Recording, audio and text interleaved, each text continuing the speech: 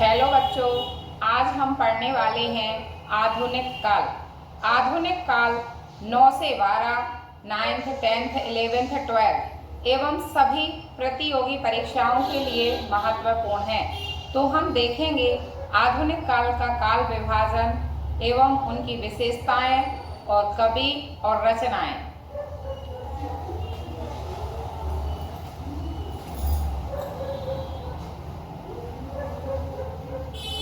आधुनिक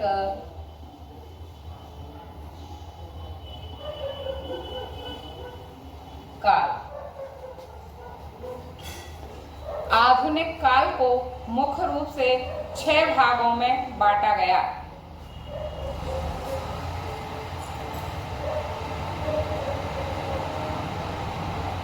आधुनिक काल का काल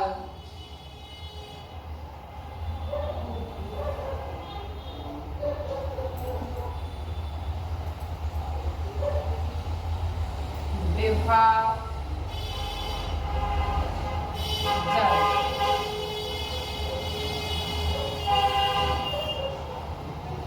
आधुनिक काल को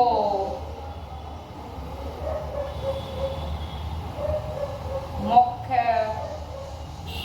रूप से 6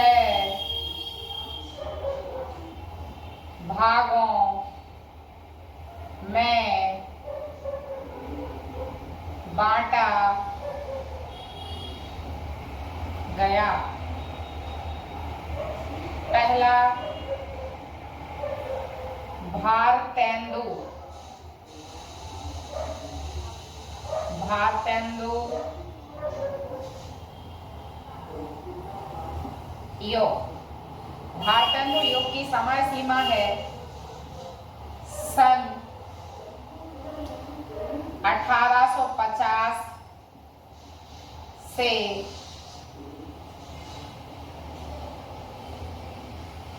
1900 तक। फिर आता है द्विवेदी युग।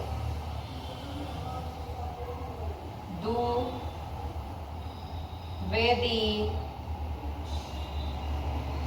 युग।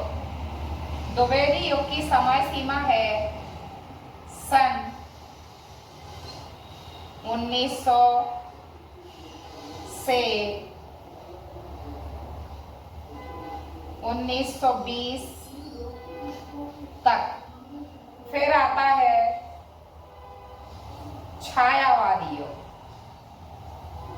छायावादी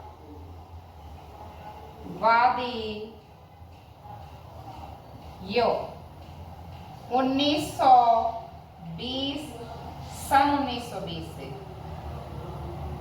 सन 1920 से 1936 तक। फिर आता है प्रगतिवादी युग। प्रगतिवादी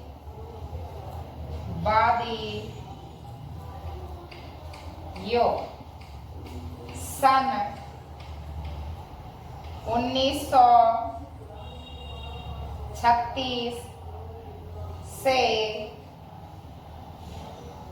1943 तक। फिर चौथे नंबर पर आता है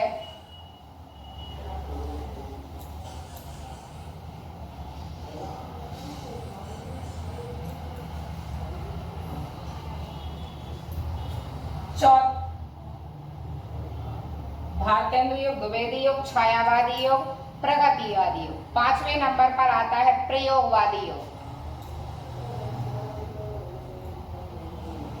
प्रयोगवादी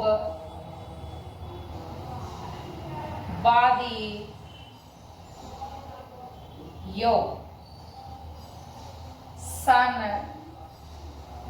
1943 से सन 1943 से 1950 तक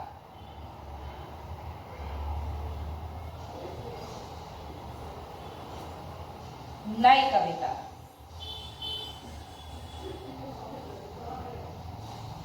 नई कविता सन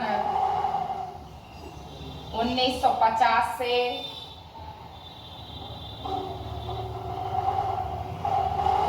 1950 से अब तक। हमने देखा आधुनिक काल को 6 भागों में बांटा गया।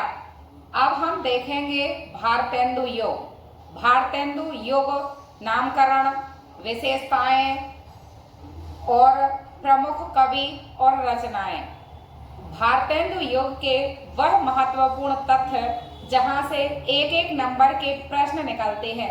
जैसे पूछ लिया जाता है कि हिंदी साहित्य का प्रवेश द्वार किसे माना जाता है, नव जागरण युग किसको कहते हैं, पुनर्जागरण युग किसको कहते हैं, या खड़ी बोली का विकास कब से प्रारंभ हुआ आदि एक एक नंबर के जो प्रश्न बनते हैं वो भारतेंदु युग या वह महत्वपूर्ण तथ्य जहां से एक एक नंबर वाले प्रश्न बनते हैं वह हम देखेंगे आधुनिक काल में। आधुनिक काल के 6 भाग देखे। 6 भाग में पहला है भारतेंदु युग। तो अब हम देखेंगे भारतेंदु युग को।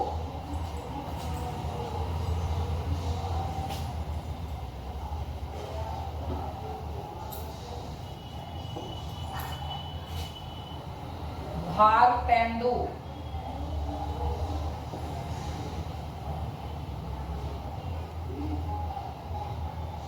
युग।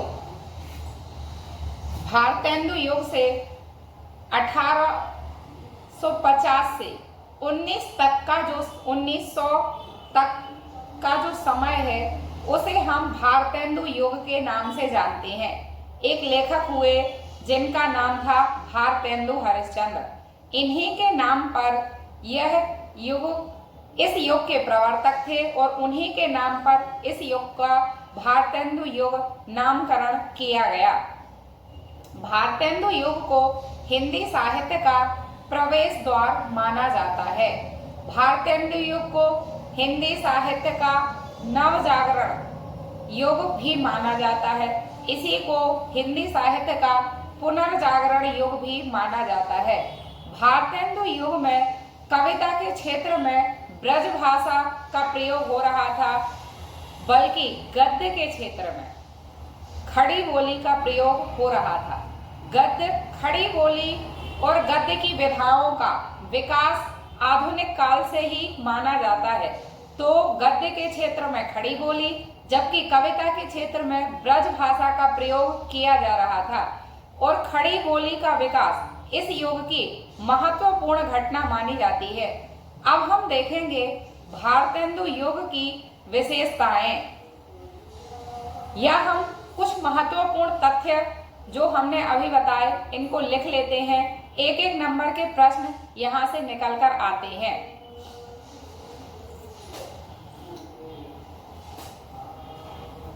भारतेंदु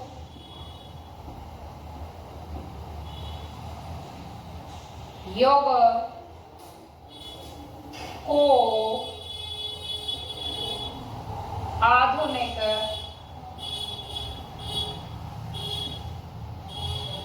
हिंदी साहित्य का प्रवेश द्वार माना जाता है। एक और फैक्ट निकल कर आता है, भारतेंदु युग को नवजागरण का युग भी माना जाता है। भारतेंदु युग को नव जागरण, नवजागरण का युग भी माना जाता है। भारतेंदु युग को पुनर्जागरण युग भी माना जाता है। भारतेंदु युग को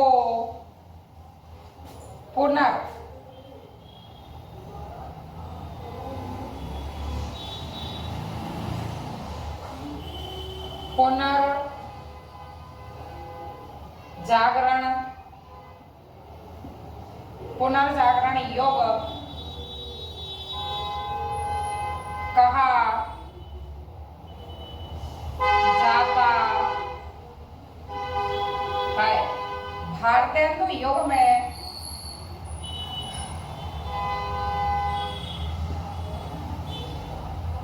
भारतेंदु युग में कविता के क्षेत्र में ब्रज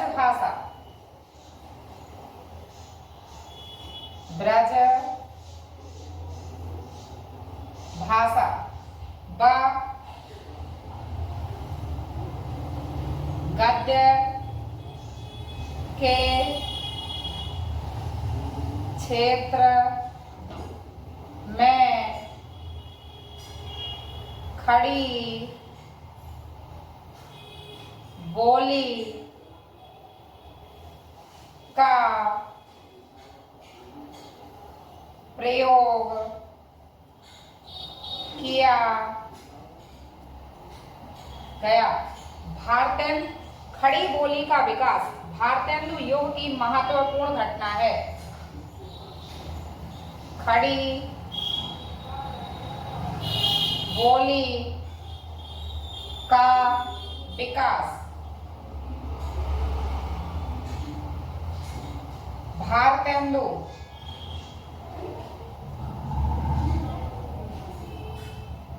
युग की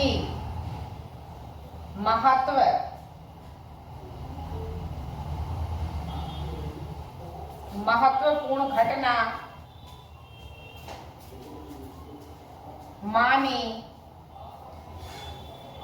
जाती है। ये देखे हमने कुछ महत्वपूर्ण तथ्य जहां से 1 नंबर के प्रश्न परीक्षाओं में पूछे जाते हैं, चाहे वह 9 से 12 तक की 9th 10th 11th 12th या अन्य प्रतियोगी परीक्षाओं में भी यहाँ से प्रश्न बनते हैं। अब हम देखेंगे भारतेंदु युग की विशेषताएं।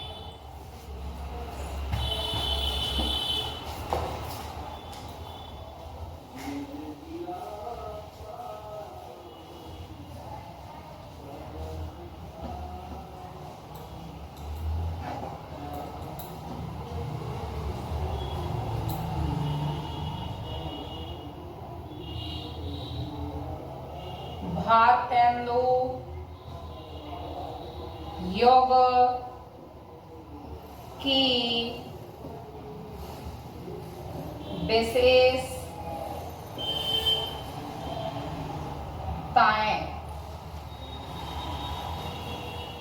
फर्स्ट हेडिंग भारतेंदु युग की निम्नलिखित विशेषताएं हैं। पहली है राष्ट्रीयता की भावना।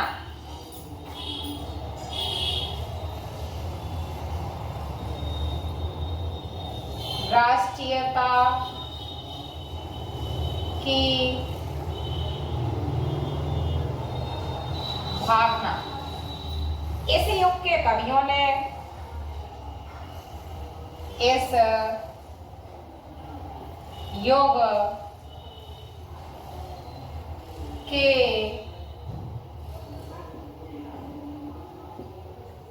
कवियों ने देश प्रेम की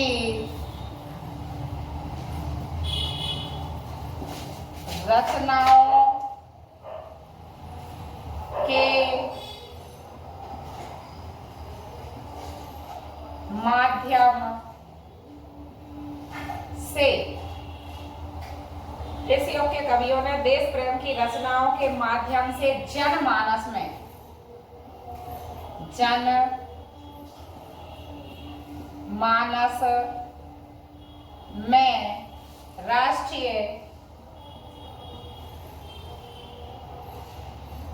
राष्ट्रीयता की भावना का बीजारोपण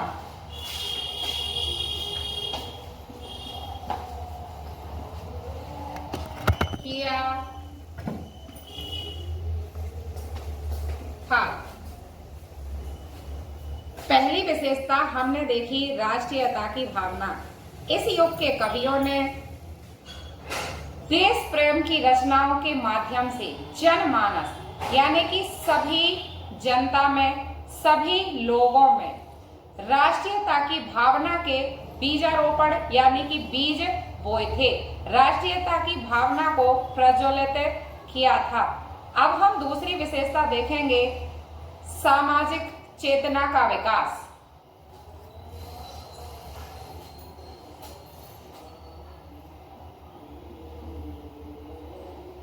सामाजिक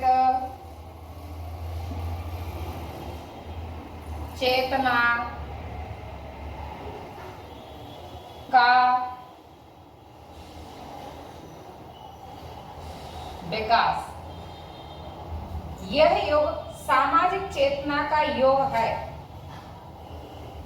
यह युग सामाजिक चेतना का युग है। इस युग में समाज में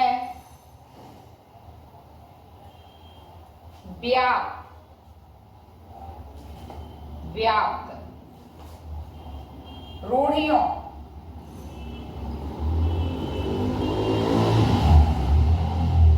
और सामाजिक अंधविश्वासों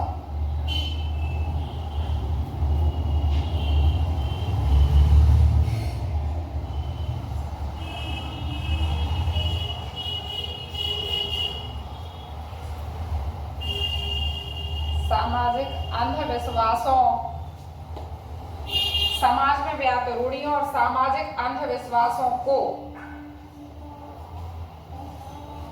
दूर करने हेतु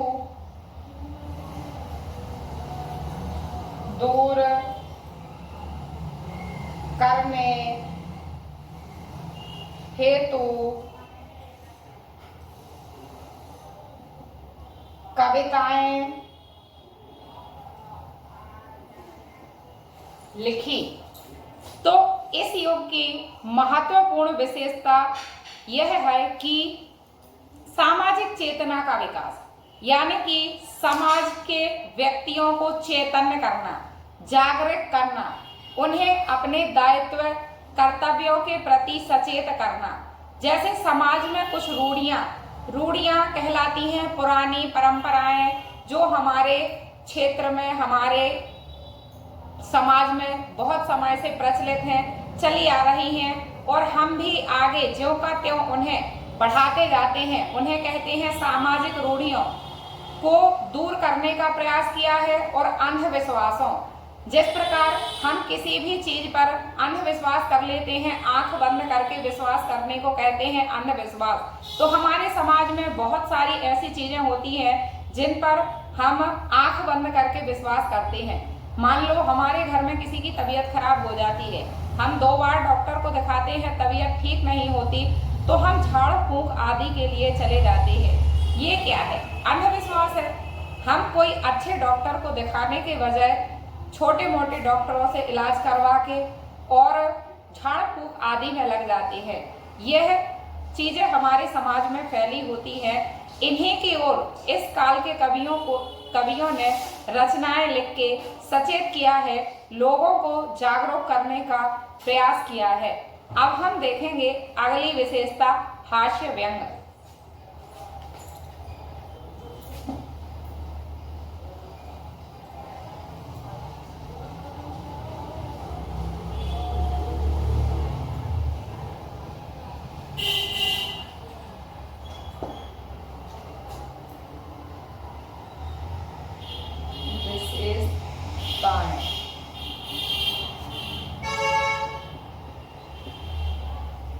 हास्य व्यंग। इस काल के कवियों ने इस काल के कवियों ने हास्य व्यंग शैली के हास्य व्यंग शैली को माध्यम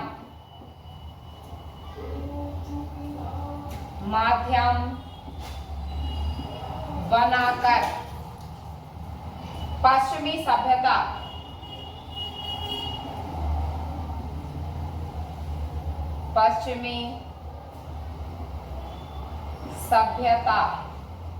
विदेशी शासन,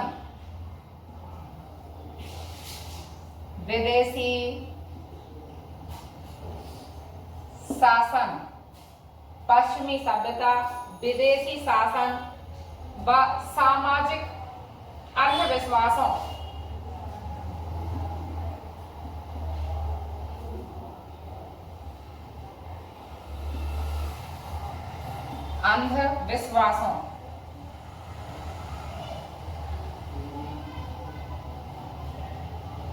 पर करारे व्यंग प्रहार किए हैं। इस काल के कवियों ने पश्चिमी सभ्यता, हम किस प्रकार पश्चिमी सभ्यता को अपनाते जा रहे हैं, बल्कि हम अपनी सभ्यता, अपनी संस्कृति पर इतना ध्यान नहीं देते। विदेशी शासन और समाज में जो अंधविश्वास रूढ़ियां फैली हुई थी, इन सभी पर करारे व्यंग प्रहार। व्यंग क्या है? अप्रत्यक्ष रूप से बोलना। तो अपनी कविताओं के माध्यम से इन्होंने करारे व्यंग प्रस्तुत किए हैं। अब अगली विशेषता है अंग्रेजी शिक्षा का विरोध।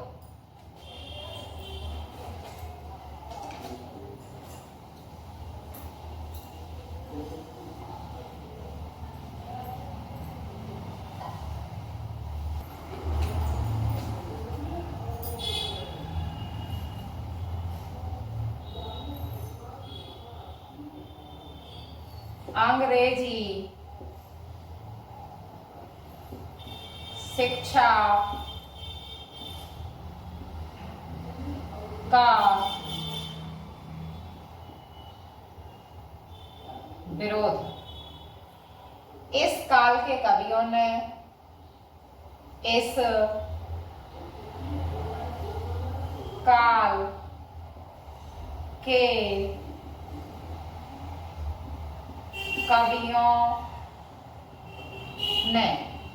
काल के कवियों ने अंग्रेजी भाषा,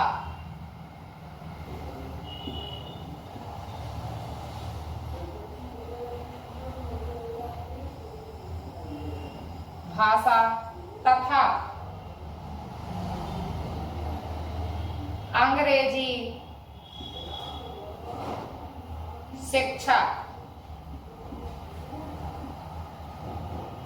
के प्रचार प्रसार के प्रति अपना विरोध, अपनी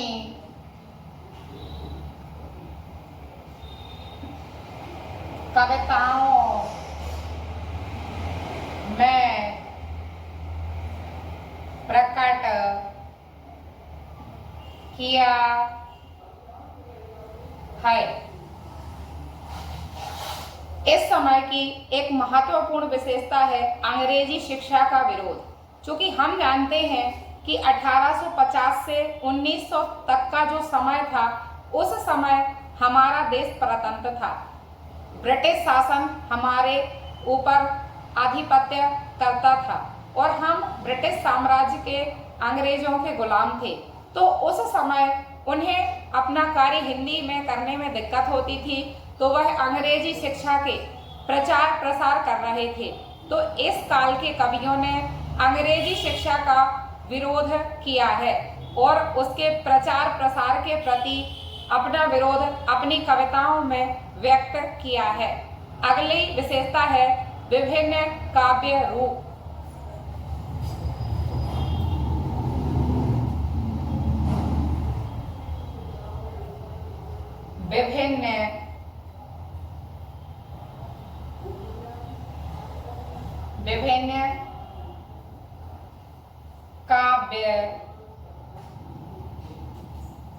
विभिन्न काव्य रूपों का प्रयोग इस काल के कवियों ने, भारतेंदु यूवीन कवियों ने, यूवीन कवियों ने काव्य के विविध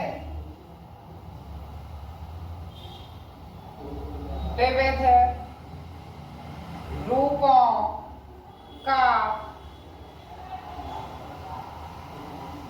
प्रयोग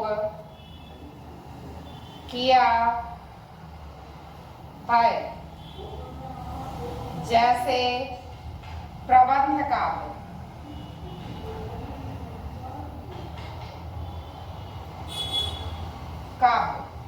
मुक्तक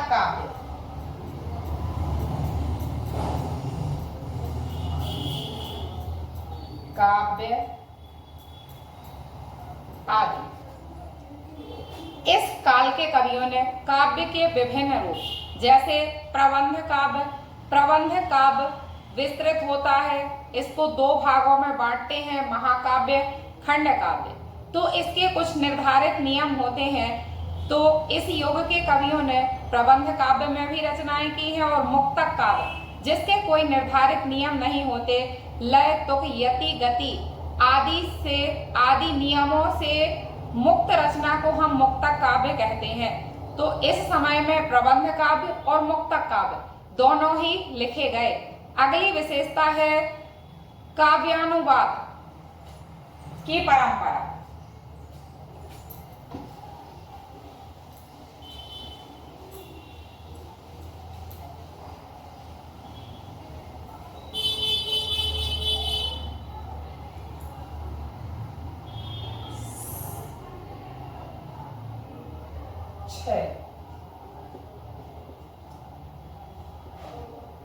काव्यानुवाद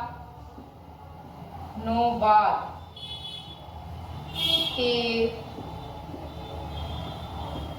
परंपरा। भारतेंदु युगीन कवियों ने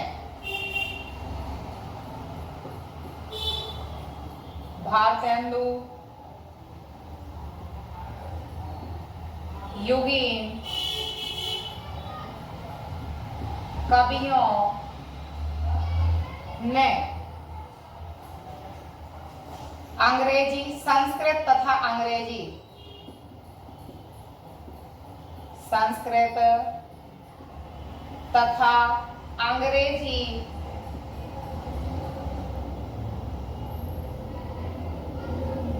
भाषा, अंग्रेजी भाषा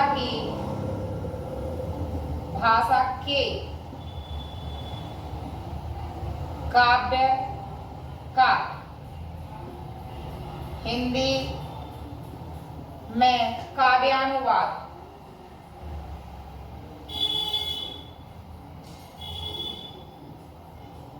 काव्यानुवाद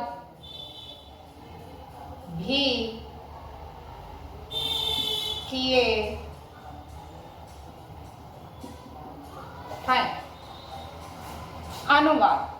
अनुवाद जैसे संस्कृत भाषा की रचना को हम वही भाव देकर हिंदी में प्रस्तुत करते हैं, या अंग्रेजी की कविता को हिंदी में प्रस्तुत करते हैं, या हिंदी से किसी और भाषा में रूपांतरित करते हैं, तो उसे कहते हैं हम अनुवाद। इस युग की एक महत्वपूर्ण विशेषता यह भी है कि इस काल के कवियों ने संस्कृत, अंग्रेजी आदि भाषाओं से हिंदी में अनुवाद किए हैं।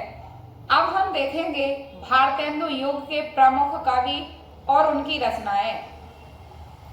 9th से 12th तक सभी बच्चों के लिए परीक्षाओं में पूछ ली जाती है कि भारतेंदु युग की कोई दो विशेषताएं बताते हुए दो कवि और उनकी रचनाओं के नाम लिखिए। तो जैसे हमें दो पूछा जाता है तो हमें दो ही नहीं लिखनी, हमें 3 और 4 कम से कम विशेषताएं याद करनी है, 3 और 4 कवियों के नाम भी याद करने हैं। जैसे हम एक भूल भी जाते हैं तो कम से कम हमें 3 तो याद रहते हैं यदि हम 4 करके जाते हैं। तो वैसे तो मैंने 6 विशेषताएं, जो प्रखर बच्चे हैं, मेधावी छात्र हैं, पढ़ने में कुशाग्र हैं, अच्छे हैं, वह ज्यादा विशेषताएं कवि और रचनाएं कर सकते हैं। तो मैंने इस काल की सभी महत्वपूर्ण विशेषताएं और सभी महत्वपूर्ण कवि और उनकी रचनाओं को करवा दिया है। यदि आप चाहे तो 2-3 अपनी क्षमता के अनुसार याद कर सकते हैं। अब हम देखेंगे भारतेंदु युग के प्रमुख कवि और उनकी रचनाएं।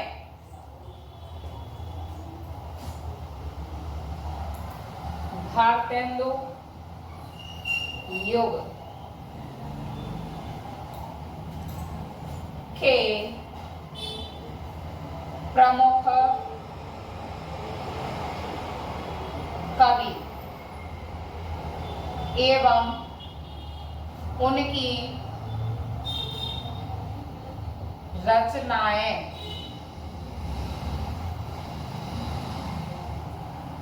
कवि, रचनाएं।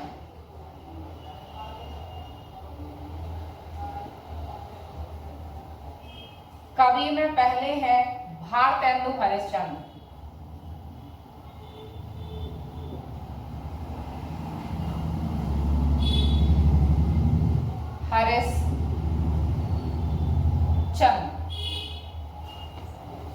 हरिश्चंद्र इनका नाम था और भारतेंदु इन्हें उपाधि दी गई थी।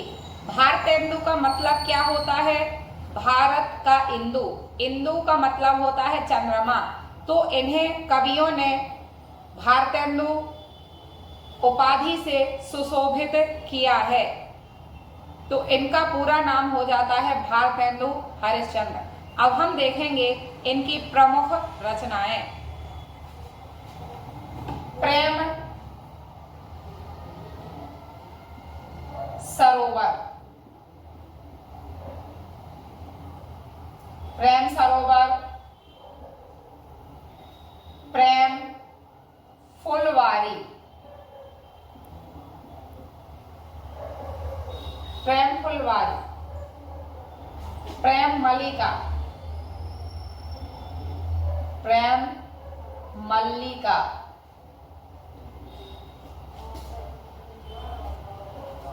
वेणुगीति,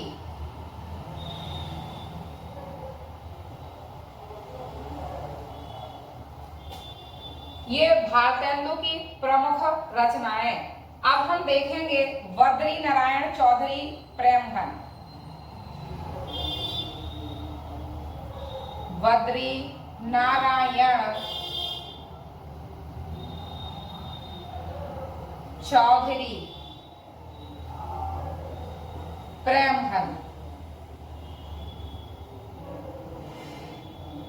प्रेमघन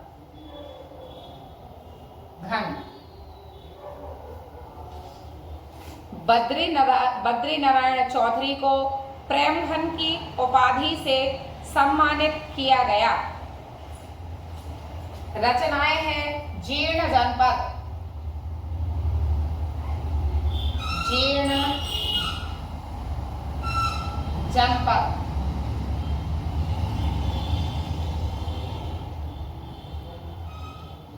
जीर्ण जनपद, आनंद, आनंद, अरुणोदय, जीर्ण जनपद, आनंद, अरुणोदय, लालित्य लहरी, लालित्य लहरी। अगले कवि हैं प्रताप नारायण मिश्र।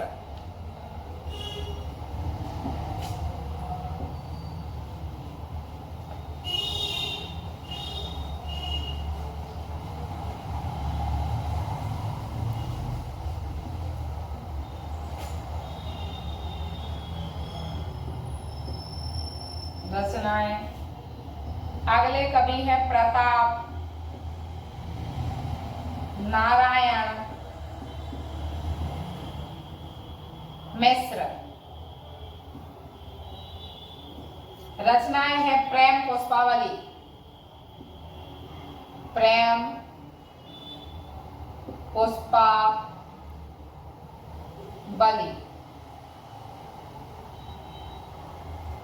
मन की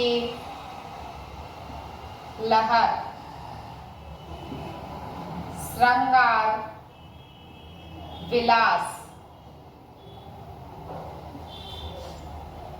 अगले कवि है जगमोहन सिंह।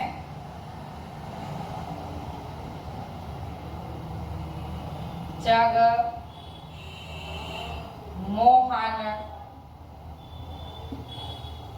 सिंह। रचनाएं हैं प्रेम संपत्ति लता, प्रेम संपत्ति लता, प्रेम संपत्ति लता, श्यामा सरोजनी, देव यानी श्यामा सरोजनी, श्यामा सरोजनी।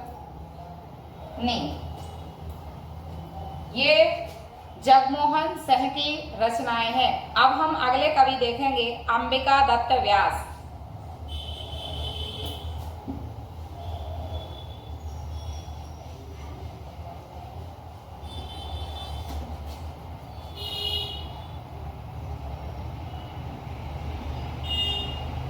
अंबिका दत्त व्यास। भारत धर्म,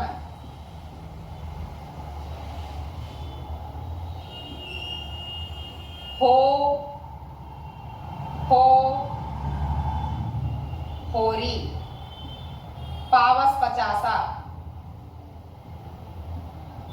पावस पचासा।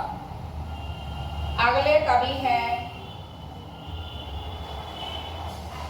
राधा चरण गोस्वामी।